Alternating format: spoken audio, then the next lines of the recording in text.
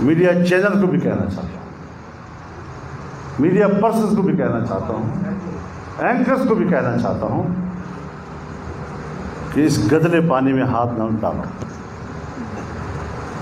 اپنا منہ گندا کرو۔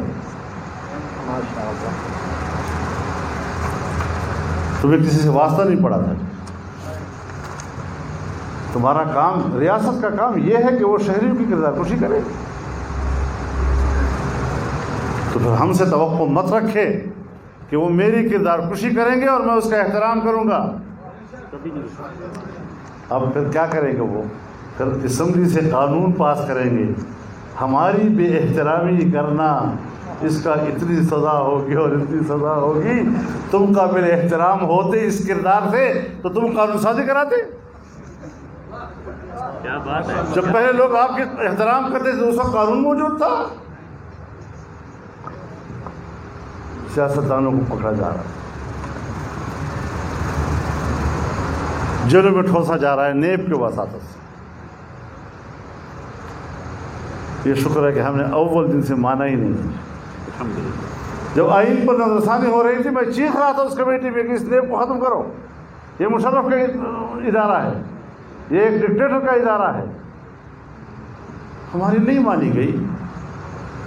اب بیچارہ شہباز شریف صاحب بھی جیل میں ہے، اس کا بیٹا بھی جیل میں ہے، اس کا بھائی بھی باہر ہے، پیپلز پارٹی والوں کا بھی یہی حال ہے۔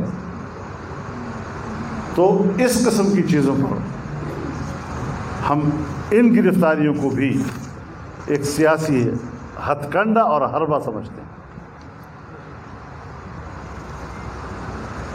اگر شرعی عدالت قائم ہوتی ہے تو پھر تو فوراً سوال اٹھتا ہے متوازی عدالتیں ملک میں قائم ہو،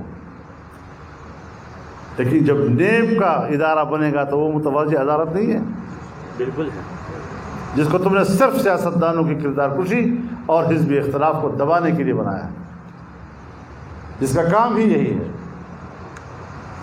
تو پھر اس سے ہم تو نہیں ڈریں گے انشاءاللہ، ہم تو ایک ایک کا حساب لیں گے اب انشاءاللہ۔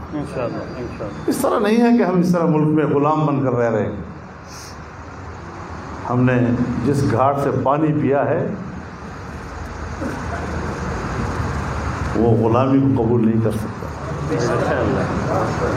میں ریاست میں ایک آزاد شہری کی حیثیت سے اور محترم کی حیثیت سے زندہ رہنا چاہتا ہوں، اور بخدا بڑے بڑے عہدوں پر فائز لوگ، بڑے بڑے رینکوں والوں سے بھی اپنے آپ کو محترم سمجھتا ہوں۔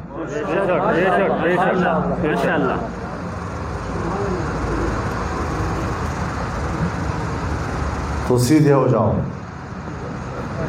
تو ہم تو پہلے سے سیدھے ہیں،